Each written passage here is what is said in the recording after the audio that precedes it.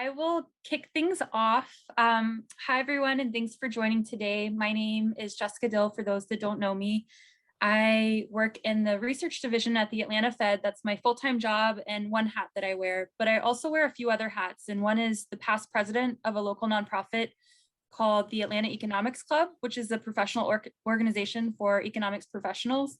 I'm also a part of a national organization called the National Association for Business Economics, and the Atlanta Economics Club is a local chapter of that. And so I say all of that because there's a strong interest to build the pipeline of future economics professionals. And so last summer, we reached out and partnered with local universities around Metro Atlanta, local Econ clubs that were student run. And we decided to create a series of programming that we're calling the ECOI programming. That's my acronym, but it stands for Econ Collaborative of Atlanta Area Academic Institutions. And so we're really excited today to welcome you to this ECOI program. The topic for today is Gatekeeper Insights. We're going to hear from hiring managers and HR recruiters. And so that is a welcome. We're really happy to have you here today, and I'll pass it to Alex to kick off today's program. Take it away, Alex. Thank you, Jessica, and welcome students.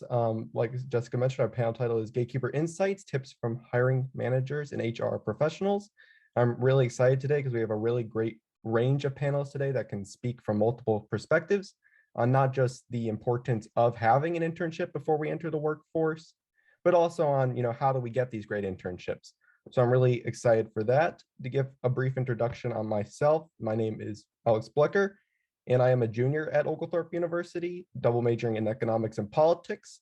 I previously interned for the Atlanta Fed before this, so I have a little experience with the internship process, but I'm really excited to learn more about it and definitely for our students to learn more about it. Before we continue further, I have a couple brief programming notes. Nick Parker had a logistical conflict today, so he was unable to make it, but Jessica, who you just met, will be able to fill in for him. And she has taken a few interns herself in the past, and she works at the Atlanta Fed. So I know her advice will definitely be very relevant. And also, we plan to set aside around 15 minutes at the end for Q&A, but I encourage students to put their questions in the chat as we continue. And if they fit into the conversation, then I could try to get to them, or at the end, I will certainly make sure they are answered. So without further ado, I'd love us to meet our panelists. Jennifer, would you like to start to introduce yourself? Sure. Hello, everyone. I'm Jennifer Zeller with Georgia Power Community Economic Development. We are a very specialized unit within Georgia Power, which, as you know, is the predominant utility within the state, in the fact that we actually recruit companies to expand in Georgia. And so I have been working in community economic development for probably when all the students on the call were very young children. For 25 years, I have been in community economic development as a career. It's a career that not a lot of people know about. My background's in economics, and I fell into it, as many people do, although it's much wider known today than it was in the past. But I have the pleasure I am over what we call our strategic solutions team, which is a great and creative and technical team of researchers, civil engineers, marketing folks that are over all of our social and digital channels, GIS people, geographic information systems. That's all the mapping and analytics that you see. That is very, very popular and becoming more popular when you're talking about driving data visualization. Also CRM, all of our reporting functions. So all of this data helps to really companies see the possibilities of growing and expanding within our state. And we work in tandem with the State Department of Economic Development and all the development authorities and the chambers around the state. So it's a very exciting career, and very glad to tell you about it, given many of you do have an economics background. And we do hire interns in our research department and our engineering department, usually about one a year or so. But our recruiters within Georgia Power, which actually recruit for the Southern Network, which Georgia Power's parent is Southern Company. So over the Southeast with Alabama Power, Mississippi Power, Southern Gas, AGL, that's all under the footprint of Southern. So they actually do recruit across the network for all these opportunities. And although you would think that most of the co-ops are in engineering, and that is true, there are a lot within business and technology as well, since we do a lot of market forecasting, market intelligence within our sales unit. So there is a lot of, and even in our finance group, a lot of opportunity for economics. A little bit about myself as well is that I am a member of the Atlanta Economics Club and the Georgia Economic Developers Association, which is the largest state-run economic development organizations and a great place to network as well. I'm also on the federal council. It's called the Workforce Information Advisory Council. That's writing a 2-year plan to better data to help people like you really understand opportunities with the market. To help for businesses, for students. So we're writing a 2-year plan to give to the U.S. Secretary of Labor. This is my second term on this, and I represent national economic development interests. So very excited to be on this call. I have a passion for team development. My whole role is helping people find their passions and helping them grow and learn. And that is the most exciting part of my job. So very glad to be here and looking forward to with this prestigious panel that you're going to hear from. Well, thank you for that introduction, and thank you for joining the panel today. Lisa, would you like to introduce yourself next? Hi, my name is Dr. Lisa Conley. I am the Assistant Director of Career Development here at Oglethorpe University. And prior to being here at Oglethorpe, I was at the Robinson College of Business at Georgia State, where I designed and launched a mentoring program for graduate business students. Prior to being at Georgia State, I was at the Board of Regents, University System of Georgia, where I designed executive leadership development courses and facilitated those courses for our executives in the university system. What I do here at Oglethorpe is, of course, career coaching, help students with internships, assessments, self-evaluation, connecting students with alumni. We help students with graduate school, of course, their resume reviews and mock interviews, and most of all, helping students be career ready for all of these wonderful opportunities that you will hear talked about today. And before I pass it on to the next panelist, I just want to let students know that our internship for credit deadline is coming up on March 28th. So don't get ready, stay ready, and be ready for those wonderful opportunities that are coming next. Thank you for that. And that's a good reminder. I think the timing of this panel came at the perfect time as we're really starting to enter internship season. And Stephanie, I'll pass it to you if you'd like to introduce yourself. Yes, thanks, Alex. So my name is Stephanie Croston. I am a senior talent advisor, which is just another fancy term from I'm a recruiter. So one of the gatekeepers that helps to interview and mentor students. And so I work for the Federal Reserve Bank of Atlanta that recently actually transferred to the Federal Reserve Bank of Richmond, but I've been a recruiter for few years, I'm not going to tell you how many, but for quite a few years. And so what my responsibilities are is I help to hire great talent into the Federal Reserve Bank. And so that's from individual contributors, that's from, your very first full-time job, all the way up to officer senior level managers that we hire into the Federal Reserve Bank. Also, I help to assist in hiring interns. And so as the plug, we do have a great internship program at the Federal Reserve Banks. And so our internship season is upon us. We do an extensive program in the summertime. So, if you're out of school, need some good credit, some hands-on experience, definitely recommend considering us for your internships. And I'm just excited to be here. And just another plug, I am an OU alum. Well, thank you for that. And I have to agree that the Federal Reserve internships are great for students. Maybe I'm a little biased, but I have to agree. Jessica, I want to see if you wanted to introduce yourself a little bit more about your role. I know you spoke a little bit already, though. Yeah, thanks, Alex. So this is not a panel to advertise the Federal Reserve System, although it is a wonderful place to work. So I just want to say we're here to provide general guidance, but I also work for the Federal Reserve Bank of Atlanta, as I mentioned, and I've been there for about 12 years and spent most of my career in our research division, so studying the economy. Most of my colleagues in the research division have economics backgrounds, economics or finance backgrounds. I actually do not. I have a master's in city and regional planning, so I come from a bit of a different angle. But truth be told, if I could go back and do it over again, I probably would study econ because I think it provides a wonderful kind of foundation to do a lot of different things. And so over my 12 years in the research department, I have hired several interns. I've also sat on hiring panels for entry-level employees. And so I think I bring some experience and insights that I hope will be helpful. And I'll go ahead and just wrap it up there. I won't talk too much about what I actually do unless you want to hear that. But I just wanted to make the sell that that I bring some expertise when it comes to hiring. Well, thank you for that. And I want to jump before we start talking about how, to really land these excellent internships. How, why are they so important? Because I know a lot of our students already have traditional work experience. They might be working right now through college to financially support themselves. So I want to talk about, how important is it to have an internship in economics before entering the job market, and especially today's job market? So I know, Jennifer, if you could speak a little bit on that.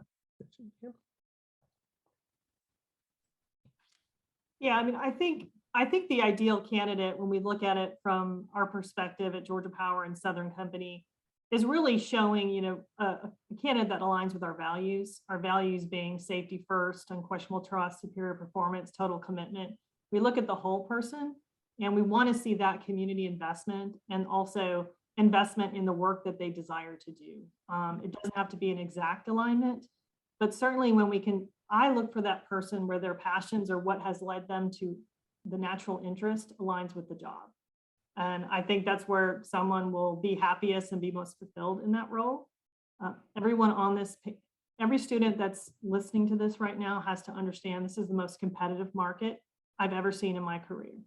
So you will have lots of choices. And I know that I'm not going to be able to keep somebody as much as I used to in the past. So I want to make sure I find the right person that's just not saying, hey, my skill set, yeah, I think I could do that job. No, this is the job that I have been looking for. So when I can see that work related that already drew them to that opportunity and they did well, it allows me to understand how they would do in that role. And you're looking for that total package that aligns with our values in our company. Exactly. Thank you for that. And Jessica, I wanted to come to you and see if you also could elaborate a little bit more on that. Maybe if there's any advice, especially for students who are in that position where they're thinking, should I prioritize my current job that's paying the bills, or should I try to reach out, try to start something new and find an internship in economics? Yeah, so first I'll say that I actually got my foot in the door at the Atlanta Fed by interning with them. So I think that an internship is a great way not only to get your foot in the door, but also to explore things to see, is it a good fit? Do I want to do this full time? And it's kind of a low risk way to try things out. And so I'd absolutely encourage folks to pursue internship opportunities if you're able to. And I do recognize that some folks, are paying to put themselves through school and are working either full-time or part-time jobs to do that. And so sometimes there might not be the flexibility, to take an unpaid internship. If there's an opportunity to take a paid one, I'd strongly encourage folks to do that, just again, because it helps kind of hone maybe your interest and what you enjoy doing.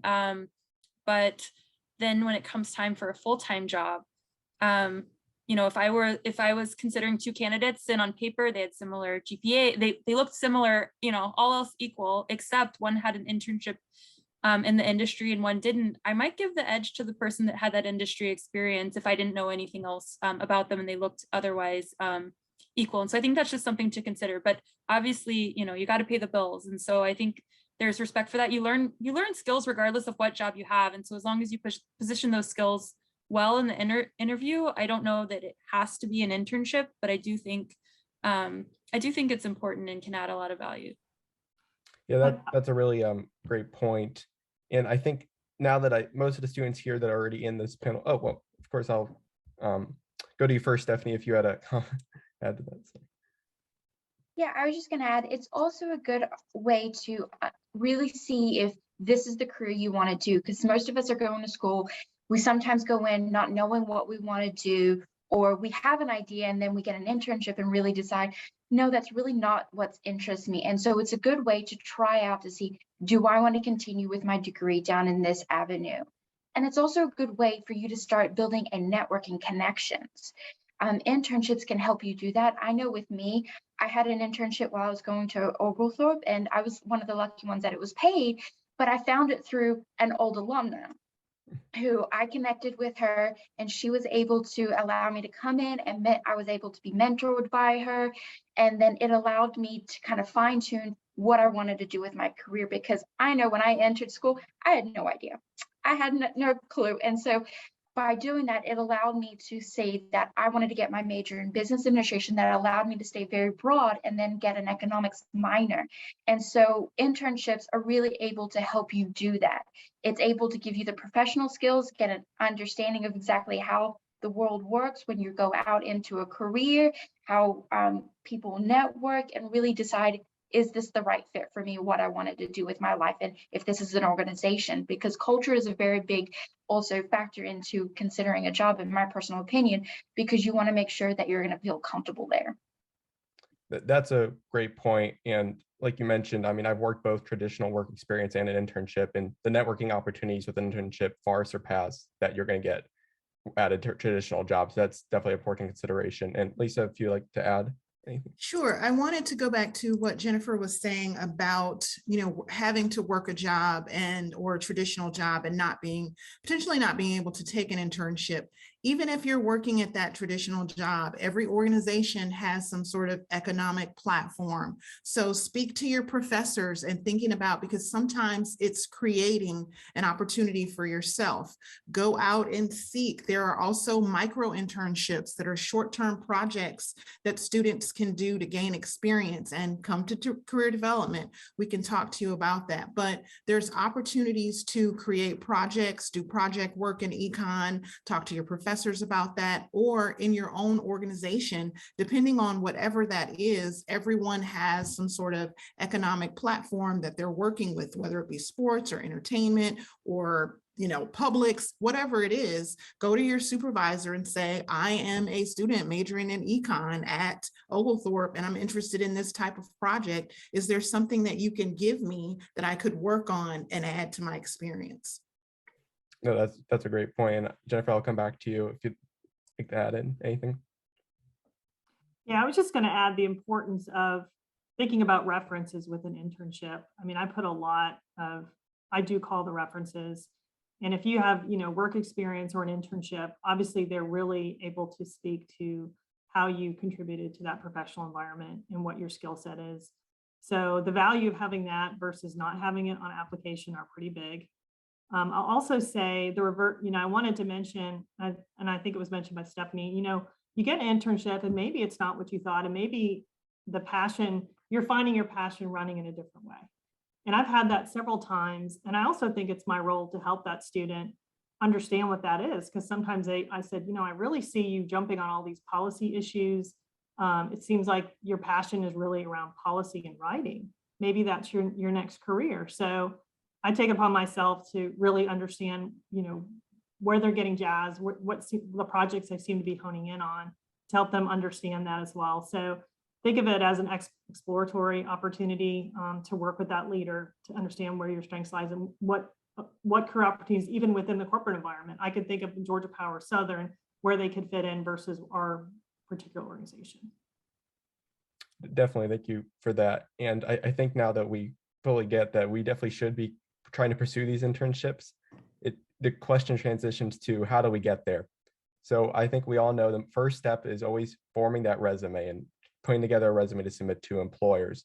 So Lisa, I wanted to start with you because I know you have a lot of experience working with students and putting together the resumes and seeing them. So I wonder if you could talk a little bit about what those should look like and what employers might be looking for. Well, it starts with making sure your resume is tailored to the job description. In talking to students, I don't think they realize that most Fortune 500 companies, really all organizations, use what's called an applicant tracking system.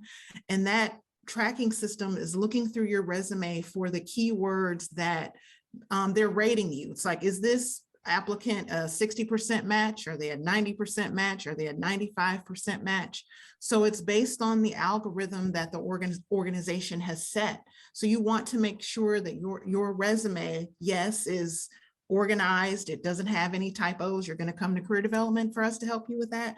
But you want to make sure that it is tailored to every job you're applying for.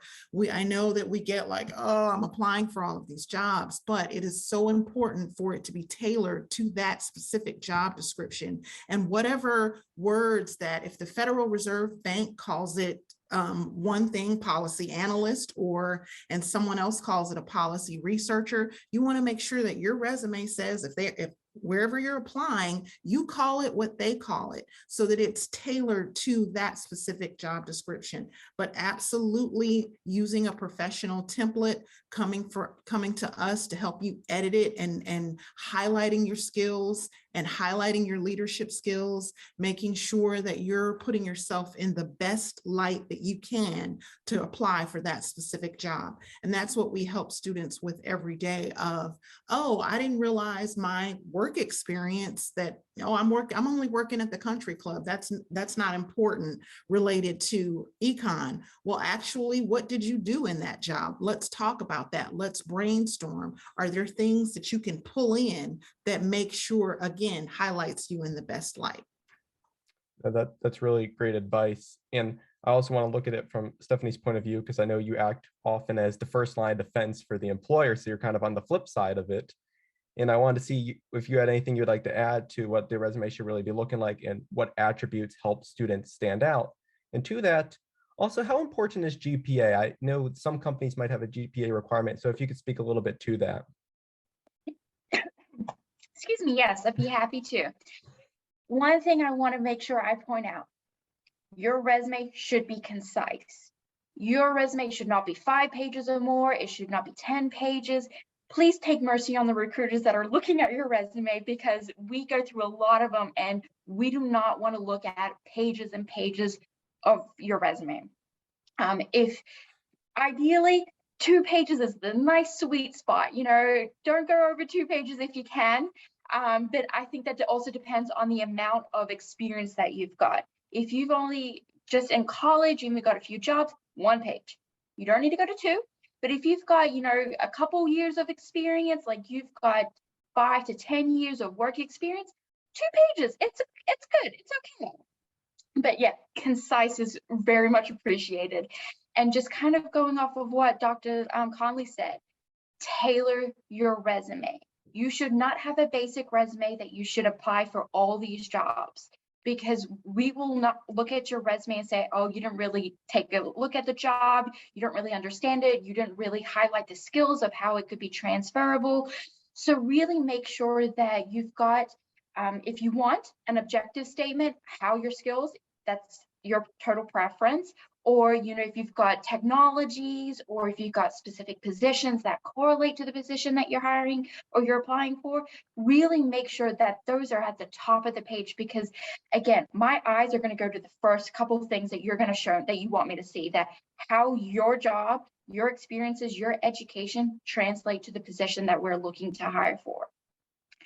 With GPA, I will specifically speak to internships. At the Federal Reserve, we do have a GPA minimum. So I would definitely say it will benefit you to put it on there. But as you're going into applying for full-time positions, I would maybe back that off just a little bit. It's not necessarily, we really just want to look at, did you graduate? Did you get your degree when you said you got it? So it really depends on, if you're looking for the internship, yes, I would include it. If you're looking for a full-time job, I wouldn't necessarily recommend that. Thank you for that. And I'm glad that you highlight how important it is to really tailor these resumes, because I know you see so many of them coming in for applicants. So it's important that we really grab attention. And Jessica, if you'd like something to add. I would like to add something. So for the GPA on the hiring manager, hiring manager side, at least for the candidates that I've seen, obviously the resumes go through HR first. So if there's a GPA minimum and HR filters them out, then you probably won't make it to the hiring manager level. With that said, for GPA, I'm not necessarily looking for a 4.0, but if you have less than a 3.0, I might be a little concerned that you're not taking your studies seriously. So just something to consider. Like, I do think it's worth, I do think GPA matters to a certain degree. So I just want to emphasize that for the students. The other thing that I'll say is, For some internships and then also for entry-level jobs, especially in the research department, so doing research, research analyst type work, coursework does matter. We do pay attention to that.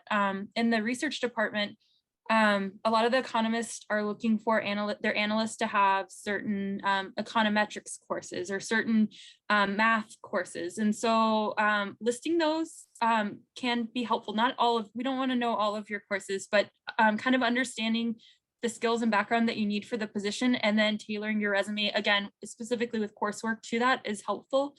And the last thing, well, two last things I'll say. When I realized I was standing in, I asked a few other intern hiring managers what they like to see just to poll, so it's not just my point of view.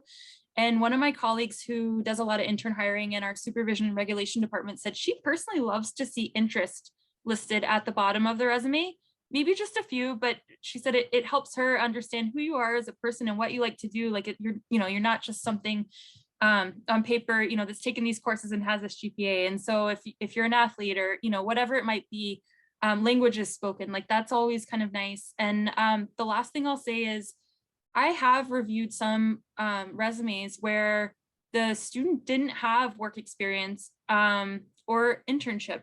And so things that they put on their resume that I found helpful. And so if you're in this situation, what I might recommend is projects. So sometimes there's a senior project where you had to do a lot of independent work and kind of like listing some of the skills that you might have used for that project, or even volunteer work that you did. If you're a freshman or a sophomore, things you might have done in high school, early college years, where you were out kind of using soft skills to communicate to people or to organize things. Like, I think those are helpful. Those are transferable skills. So any way you could highlight that, I think is helpful. And I just wanted to underscore that work experience, internships are really great for full-time jobs. And as we're looking at intern candidates, not everyone has work experience. And so there are things you can put that can help make you stand out. And I wanted to highlight that.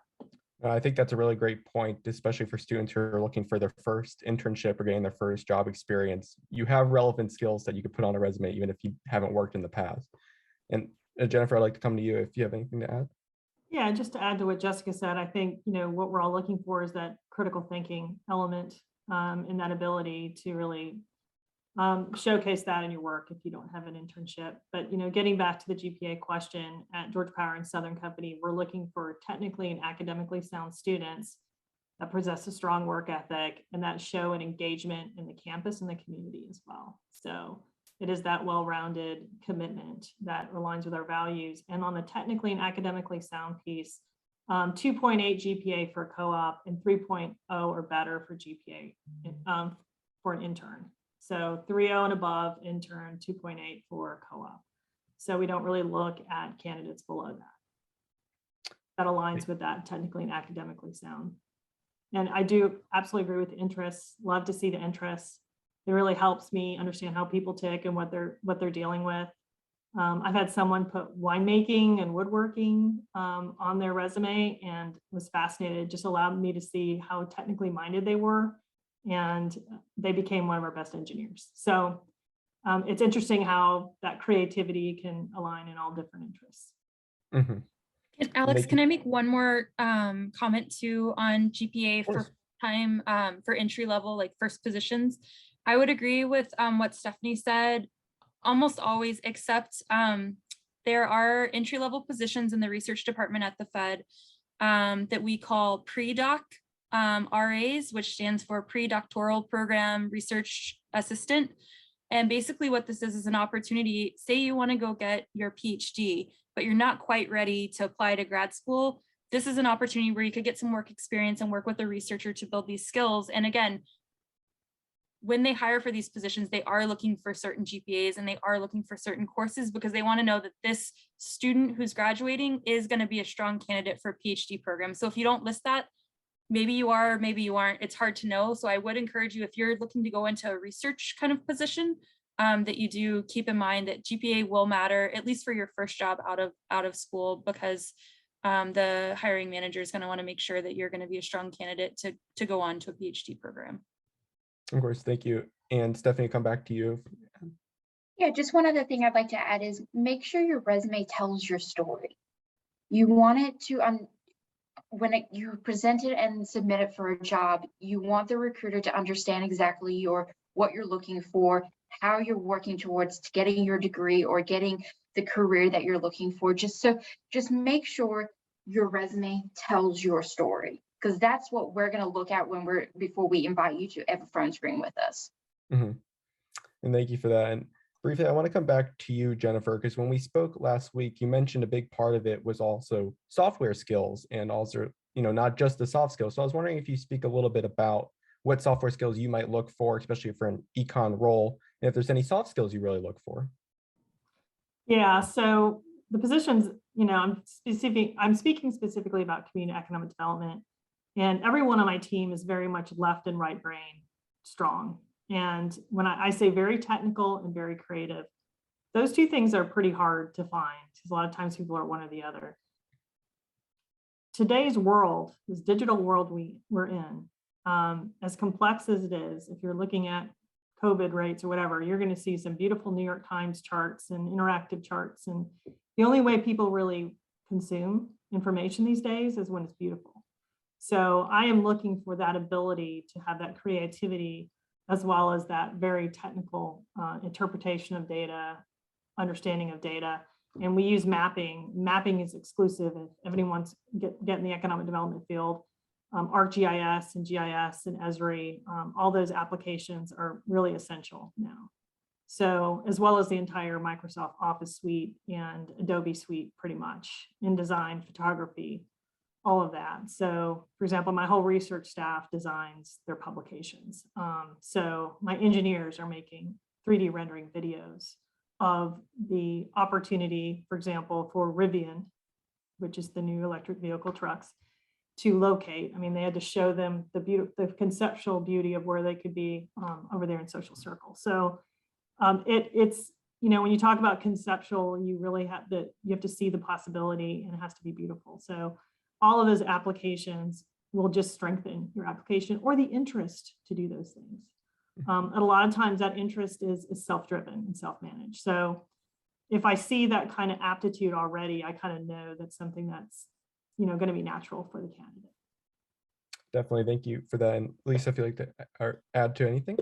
Oh, yes. Just wanted to, Jennifer was hitting on some career readiness competencies and the critical thinking, technology, leadership, teamwork, communications, and different types of the communications. And those are all things that we work on with students being career ready. And Stephanie mentioned being able to tell your story. That's also a part of communication. Is so important for students to pick up these things. And it's also what makes our Oglethorpe students unique in that with the core, and that's a curriculum that's woven throughout their entire experience, they're learning those critical thinking skills. They're bringing all of those things to their organization. So it's not something that, because all of these career ready skills, they're some of the top things that employers are seeking. And they're the top 10 critical competencies that employers seek, but they're also the top 10 critical competencies that students lack entering the workforce. So with it already being woven into the curriculum for Oglethorpe students as the core, especially critical thinking and these other competencies, these are something that I encourage our students as they're writing their cover letters to say, what makes me unique is that critical thinking is woven through my curriculum as a student. Thank you. And I'm so glad you mentioned the cover letter, because I wanted to transition there when talking about, how to best really have our story and share our narrative. I was wondering, Stephanie, if you could talk a little bit about, Jessica, I'll let you jump in if.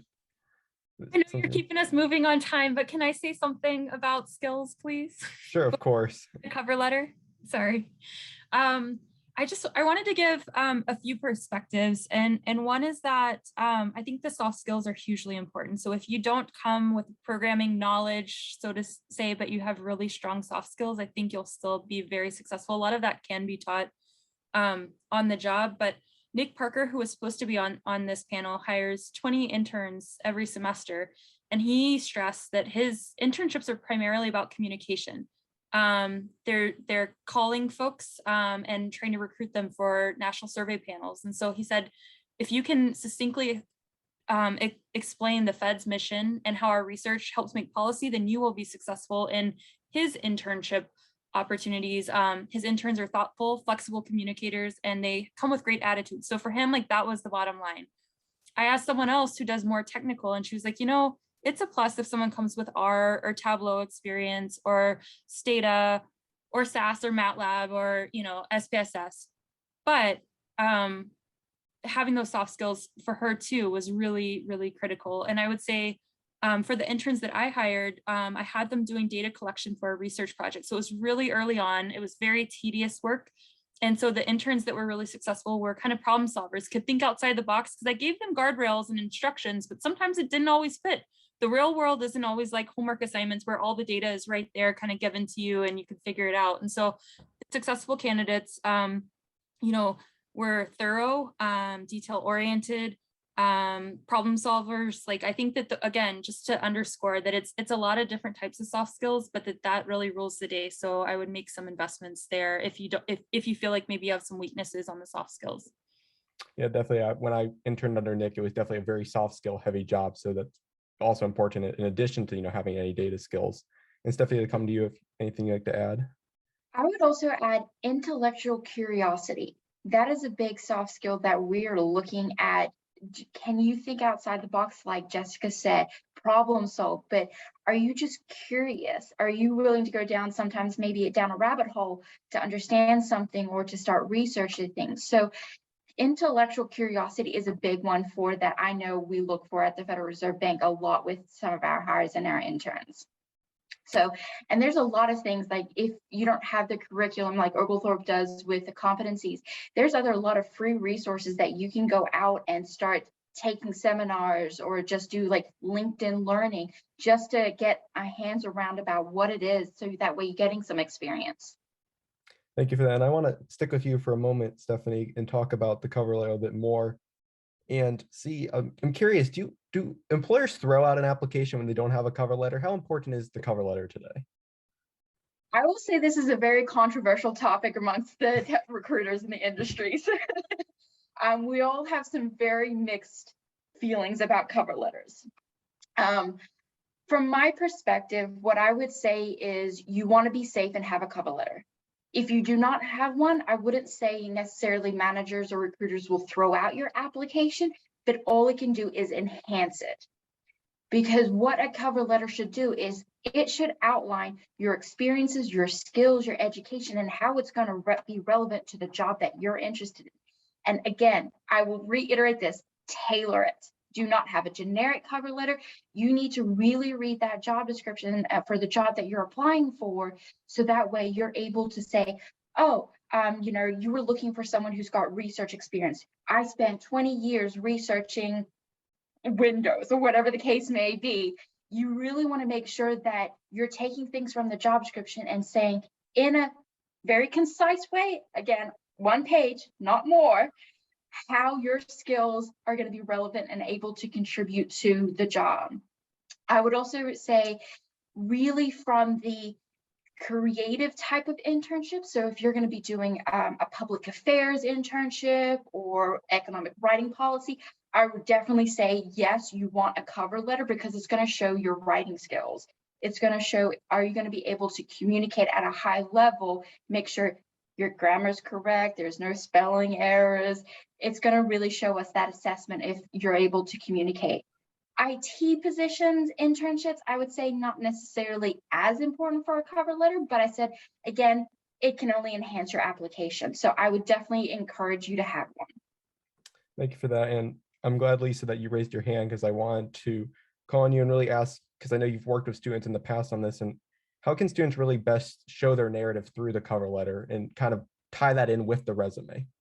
It's to, you know, what Stephanie said, tell your story. The cover letter is a further opportunity for you to be able to tell your story. Yes, you want to make it concise and you absolutely want to connect it to that job description, but it gives you an opportunity to, again, maybe say some interest, as Jennifer was saying, because often it's like, oh, your resume is going to be a lot like everyone else, but that cover letter is not like anyone else's. You can attach your experiences to that job. As Stephanie said, oh, you're looking for XYZ. Well, let me tell you about the projects that I've done that connects with that.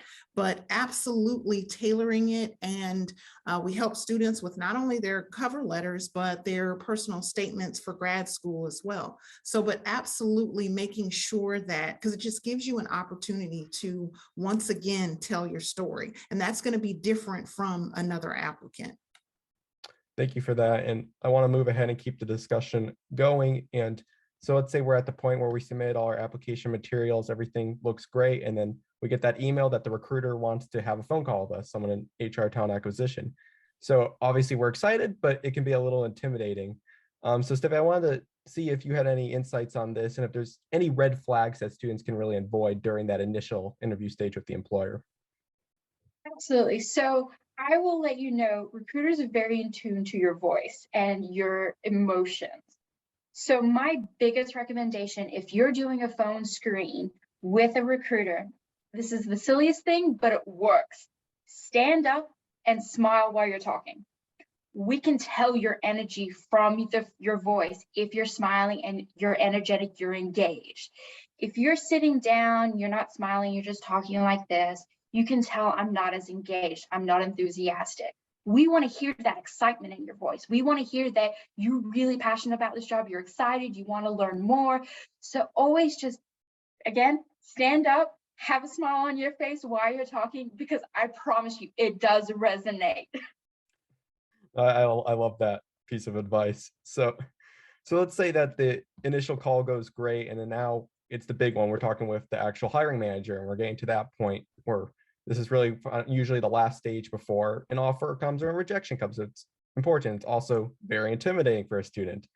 So Jennifer, I wonder if you had any insights on this that you'd like to add that it really helps a student kind of close the deal now that you've seen their resume, you've seen their cover letter, and we're at this stage. Yeah, I think I'm speaking just from personal experience, not that I'm a recruiter, okay, but have hired a lot of people in my life. Don't come to the job and not read the website.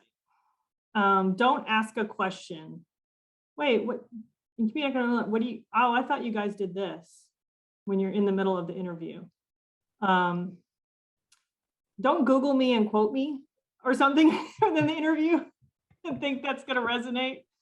Oh gosh, I've had that happen. I really want to know about you, not kind of what you, don't come try to impress, I guess is what I'm trying to say. Just come bring you. I mean, bring you and your passions and everything you want to know. And, you know, just bring your genuine self, and it always works the best. So try to put your strengths on the table, be honest about where your gaps are, be honest about recognizing your gaps and how you really want to contribute. So that is the best way to come forward. And I do my best to try to make everyone feel as comfortable as possible during that process, because I know it's uncomfortable for everybody. No one is 100% comfortable in these situations. So, you know, we try to make it casual, you know, try to coach a little bit even beforehand. A lot of times, even the reception, I have them getting coffee or water and just kind of chat with them to kind of lower their nerves. So I'm very cognizant that this is somewhat of a pressure cooker situation. So I can just say, just bring your whole self and bring all your strengths and all of your weaknesses and be able to talk through those and how you want to contribute to the job. Because ultimately we want someone that just really wants it, and just wants that job. That's great advice, especially being prepared and being genuine. And Stephanie, I'll come back to you here if you anything to add. Oh, yes. So a couple other pointers as well. Please do not read your resume to us. We can read it, we see it. We don't want you to sit there and just read it.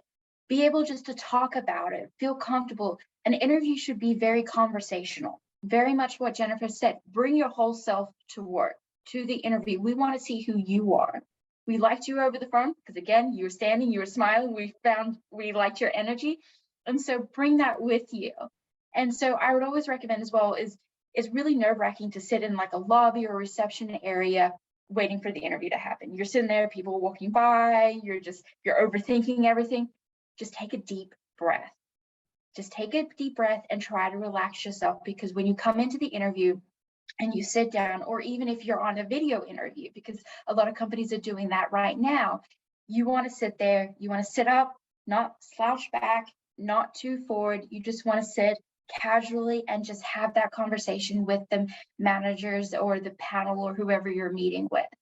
And going back to tell your story, just tell it. You don't have to read your resume. Just tell us a little bit about yourself, how you're going to be able to be effective in this job, how excited you are. And then we've got some, questions. Most of the time they're behavioral, or sometimes they're more technical, but just be able to answer the questions.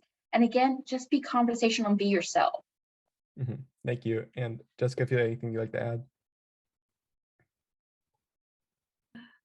Yes. So there's one thing, I second everything that was said here, like being enthusiastic and open and asking thoughtful questions. I think that's really important for the interview process. The one thing that I think, and I don't know if any of the other panelists would disagree with me, but sometimes there's a saying, fake it till you make it. And I would disagree with that. I would encourage you not to fake it till you make it. I would rather see a very sincere, authentic candidate who might say, I really struggled in econometrics, but I want to pursue a PhD, for example, and I know that I need that skill and I'd like to strengthen it. Having that self-awareness and kind of pointing out your weakness, but also your desire to get better, what you're going to do about it. Like, I find that a lot more compelling than someone that's like, oh, I'm an expert, I can do anything you need me to do, because I almost don't believe you. And I'd rather take the person that has, a really thoughtful awareness around their strengths and weaknesses and where they fit in, than someone that is overselling, where maybe they're great or maybe they're not, but I don't really know. And so that's something that I've seen, that I would encourage you to be your true self. And you know what? Maybe the recruiter, hiring manager like me will appreciate it and give you that chance, or maybe they won't. But if they don't, maybe that wasn't the right fit anyways. And I know it's really hard when you really want a job, like I just want it, I'll make it work. But sometimes that's not the best approach. And so I just encourage you to give that some thought, as you prepare for interviews, and when you're sitting there, ask those questions. That's a good point. And keeping an eye on the time really quick, I want to make sure we get to the student questions. A couple of great questions. The first one was, what kind of companies make for a great first internship in economics, especially, for sophomores or freshmen? I know we all are really attracted to these huge Fortune 500 companies, but is it also fine to put some experience of working for a smaller company on our resume? So if anyone, I'll leave the floor open to that. Does anyone like to speak on that? Lisa, I don't know if you're raising your hand to that question. No. Yeah, I'll just jump in and said, it just matters about the organization, not about the company and the people you get to work with. So I would really look into that particular company, department, and understand the kind of people that work there and what they do, versus is it a small or a large company? And Stephanie, if you'd like to jump in. Experience is experience. It doesn't mean if it's a startup to a large company, it's experience. So any type of position, just to get your hands in it, get you that experience, that education that you're looking for, can always help you. It can never hurt you. And Lisa, did it come to you? Yes. Yes. And something that I'm working with students with right now is, it's what Jennifer just mentioned. Going on the website, do your values as a person align with the values of that company? Again, because you're going to be working there, you're going to be working a lot of hours. Is this something you're interviewing them too? So is what you're interested in and who you are as a person, does that align with what the company mission and what they do, what they believe in? Because that's important, because this is going to be something you're doing as your career. It has to align with your values, or you will get to a crossroads and not enjoy what you're doing. Definitely. And Jessica, if you'd like to jump in. Yeah, I would second that. It doesn't matter whether it's a large or a small company. I do think there's value in trying out both, because there's different cultures, and maybe you like one more than the other. Maybe I don't know that companies have a preference, for who you are, but you might have a preference for public sector versus private sector versus nonprofit. Like, so give them all a try, is what I would recommend. So yeah, are you going to take all the questions, Alex, one by one, or should we chime in on others? I mean, you feel free to chime in on others. I was going to jump to the one about, opportunities for international students. Not, it was Yeah. posed for the Fed, but I'm curious also for Georgia Power what that looks like for all companies, with international students who need sponsorship. So I would say that we're not, just to answer quickly for the Fed, that I don't believe that we sponsor international students at this point. I think for a while we did sponsor international like full-time, and I think there was some arrangements and flexibility there. And Stephanie, you can correct me if I'm wrong, especially in the research department. I think that there was some flexibility, but I don't believe that we do now. And last thing that Nick would really kick me if I didn't say is that the Atlanta Fed offers paid internships, and that our hourly wage is quite good. We offer 15 hours per week during the spring and fall semesters and 30 hours per week over the summers, with some remote opportunities. And the salary isn't negotiable. Basically, in the research department at the Fed, we pay by education level. So that's just something to know. Once you get into full-time, you can negotiate, but for internships, we typically don't do that. Good to know. And Stephanie, I'll come to you here. Anything to Yeah, add? I would say those salaries that Jessica just gave, that's just for research. That is not for the other opportunities that we offer for internships. And to your point, we do not sponsor typically for international students. We look at your visa to allow if it does go for education as well as work, but unfortunately, we don't sponsor for a lot of our positions. And I'll get to one more question in the chat here, was talking about for people who already have landed the internship, when a new intern will come, maybe ask students about or ask questions about new tasks, how does that come off? Is that come off as annoying, or is employers fully understand that interns might have a lot of questions coming in to some skills? I think I answered it in the chat, but not annoying. You're not doing your job if you're not bugging everyone around you. So, and it's not a bugging, it's how you learn. So I question whether a few hours goes by and someone doesn't ask a question.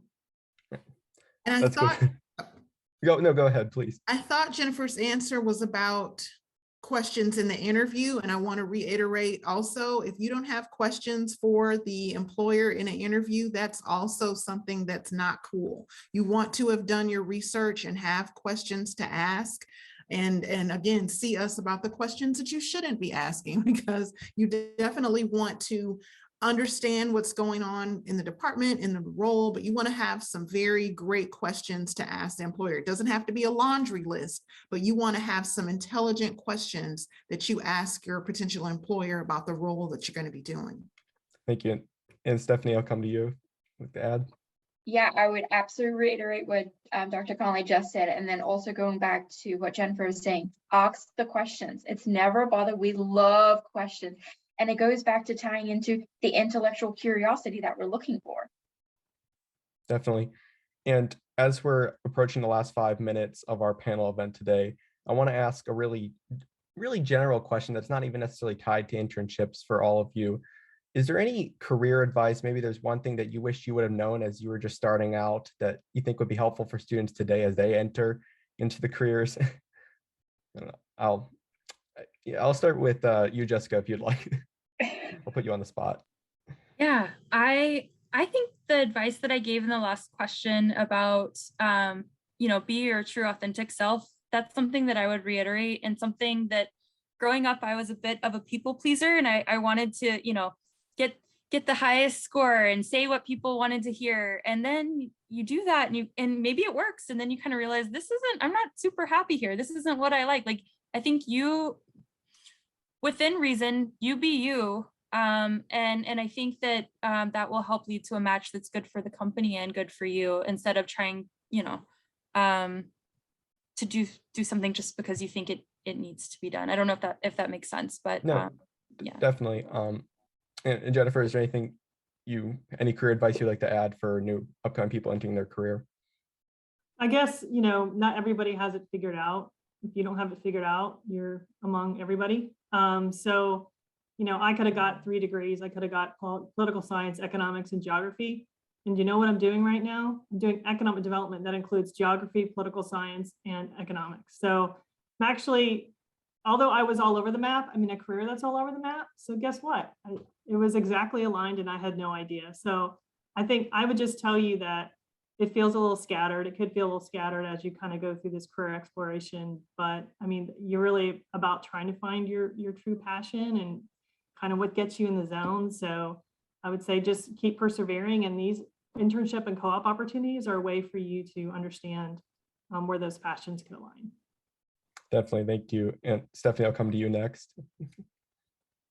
Network, network, network. That's one of the things that I wish I had known early on, is to network. And for me, find a mentor, find someone that can help you, guide you through your career as you have questions about salary negotiations. Is this the right fit? Just someone who's able to help guide you as you're starting off your career. That's something that I can wish I had known a long time ago, but I think that's definitely one of the things that is going to help you, especially as you're maybe transitioning from one career to another or trying to get your foot in the door somewhere. It can only help you.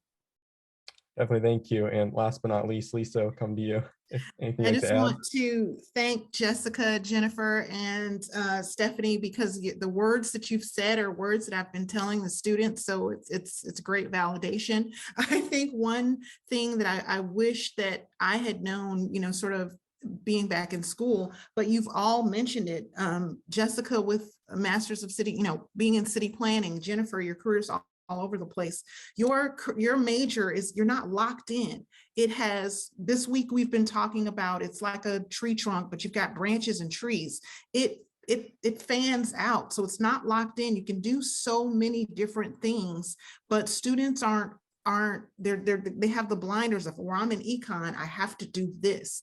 No, it can go in so many places in so many different directions. And so I wish, back in the day when I was thinking, oh, education, I don't want to be a teacher, so it does go in so many directions, and it's great to brainstorm and talk to people in the industry and see the ways where they've taken their various degrees. Definitely. And as we close out the panel today, I think we have 1 minute left. On behalf of all our students, I want to thank all the panelists for coming today and providing really great advice. Even for myself, I learned a lot, even going through the process multiple times. And I know a lot of our newer students will as well. Jessica put in the chat a link to provide feedback. I really encourage students to look at it and take it so that we can improve these panelists in the future. And Jessica, I see your hand up. If you have a closing remark. Yeah, just one closing remark. So please do fill out the survey, because that can help us tailor future sessions to better meet your needs and interest. And in that vein, we have a final session for the spring 22 semester. It's going to be on March 9th, and we are doing another Gatekeeper session, but we're going to have it with professors from several different universities, professors as gatekeepers. So your professors, you may be tired of hearing them going to class every day, but those professors are kind of a linkage with industry professionals like ourselves. Oftentimes when we're looking for candidates, we'll reach out to the professor.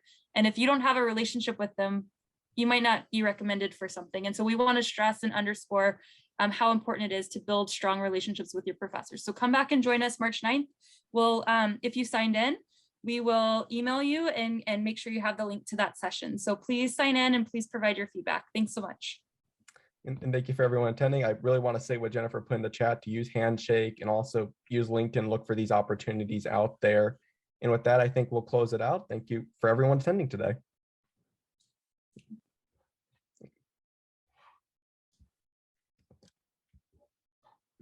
I'm ready.